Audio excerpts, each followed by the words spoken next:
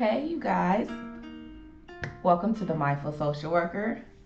I want to come in and talk to you guys about before you become a social worker. Think about these things. So, you probably have your BSW, your MSW, your behavioral health, your psych, your educational psych. Any of those things, you're at this point where you decided to become a social worker. We need to talk about a few things before you actually become the social worker. First things first, remember that the Mindful Social Worker does have an Etsy shop. We have stickers and printables just for social workers, and I'm just a social worker trying to make sense of social work. Let's get right into it. So, you guys, the first thing you have to keep in mind when you are becoming a social worker, when you choose your employer, is that all employers are not created equal. Just like an employer is interviewing you for a social work or parasocial work position, you need to be asking questions about your employer. You need to be researching. This might not be something you go into the interview knowing about, but you need to know the goods and the bads of the employer you're choosing to get with.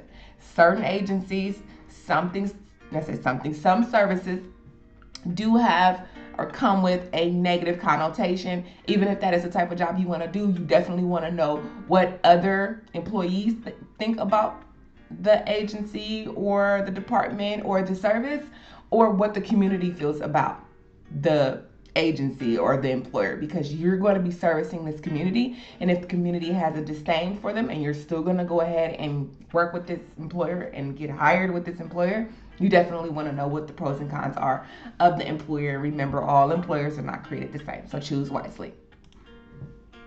The next thing is school. When you're in your programs or whatever you've heard about social work versus what actually happens in the field, it's going to be a quick and swift reality check.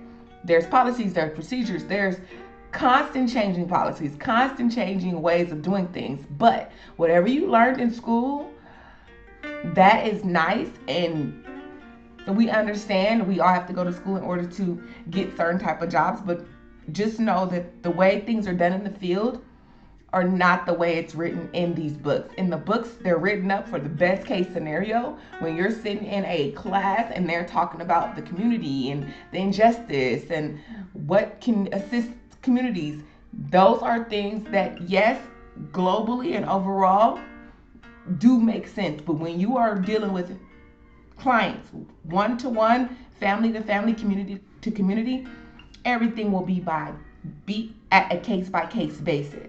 What you learned in school is just that. What you learned in school to get the degree, to get the license, to get the bachelor's, the master's, whatever level you're at. But please, just a reality check. What you learned at school is not going to be the same thing you're going to learn in the field. And I think if more people would share that with new social workers, we would be in a much better place as social workers, okay?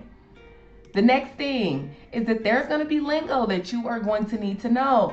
Again, there's ever-changing policies. There's always some new research. There's always some new technique that they're going to offer up. But there's going to be lingo that you're going to need to know. And this might be based on, again, your employer, but just overall, there are certain definitions, there's certain words that we use as social workers. Even if you don't know them yet, just be aware that there's going to be certain type of words and certain ways we describe things, and you're going to be required to know those things. So be aware that you're going to need to know the lingo once you actually start. All right, this one is one of my favorites. Once you become a social worker, before you become a social worker, you need to start having the boundaries that you're going to have with your clients now. Every once in a while, you're going to overstep your boundaries with a client, and they're going to overstep their boundaries with you for many reasons. But because we're social workers, I'm going to give the basic reasons here. One is because you want to help a client. So there are going to be certain things you're going to be willing to do for one client that you might not do for another client because you want to help that client. Another thing is you resonate with the client. So when you resonate with the client and they remind you of somebody, they remind you of a family member, a friend, a coworker, you might be more inclined to help them. Therefore, you're going to allow them to overstep their boundaries with things such as a ride, things with such as money, clothes, right? Even doing something that goes against your policy. You need to already have that in mind, that there are going to be clients that you're going to come across, and you will want to break your boundaries for them and overstep your own boundaries for them because you have resonated with them, you took a liking to them, or you just want to be a awesome social worker, which is help everybody we come in contact with. But I want you to be realistic. If it is something that can get you in trouble, if it is something that you are double thinking or rethinking, definitely talk to your supervisor, definitely ask your upper management if this is okay for you to do. But there are going to be times where clients will ask you for money, for food, for rides, for shelter, and you will not be able to give it to them because that will cross and overstep your professional client relationship. So be aware this is gonna come. Again, it's not an if it comes, it's when it comes, and you need to be prepared. Also, you need to be prepared for your biases. Everybody does not live like you. Everybody does not have what you have. So many of us need to check our biases, and do not worry, do not fret. There are so many trainings on biases, cultural biases, personal biases, professional biases. You're going to be pretty much hit over the head with people constantly talking about monitor and be aware of your bias.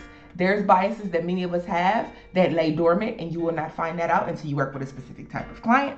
Or you have a bias that is just something that has happened to you in life. Therefore, this is why you are the way you are with certain clients. For example, I have a client who lost a family member in a car crash to a drunk driver.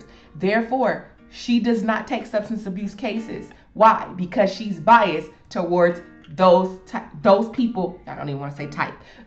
She is biased to people who abuse drug, specifically alcohol, because she lost a family member in a drunk driving incident. So that's just a small example of how we have biases, again, blatant, or some of them lay dormant, and you will not find out you have them until you interact with a certain client, a specific family. Then all your personal biases will arise. Many of our biases, we either need to check our biases and or just be aware of them so that we can be careful when we are interacting with our clients, because it is not fair to mistreat a client based off of our own personal biases. Okay? The next thing you need to know before you become a social worker is there are going to be specific type of services that majority of our clients will need, right? Depending on where you are, depending on, what city, what county, what state you're in, services are different. But we know that you need to know about specific medical services. You need to know about education services. You need to know about American Disabilities Act. You need to know about, just therapeutic services that you can offer your client. Again, this will be employer specific, but please know there are certain type of services that you will need to be well versed about, because this is where you'll majority be recommending, referring, or suggesting your clients go. And as far as referrals, just know that a lot of what social workers will be doing, unless you're doing like independent one-on-one work, you'll be majority referring out. You'll be referring a client to other agencies. So get well versed with whatever agencies, whatever community-based partners you guys have in your city, state, county, because these are places you need to know their referral process, how to submit a referral, and what's the proper way to link your client with services. All right. Now, last but not least is, as a social worker, you are a lifelong learner. You've committed to being a lifelong learner. Like I said earlier, there's always a new policy, there's always a new technique, there's always a new training, there's always new information to learn about for ourselves and for our clients as social workers. So you will constantly be professional developing, and depending on where you work, you might be required to do so many hours a year or a month, because your agency, your department, your service, as a service provider, they're going to want you to be well aware and versed on the newest information, new laws, new policies, new techniques, new ways of doing things. So you guys, I hope that this was helpful. Again, if you're planning to become a social worker, right? These are things you need to know.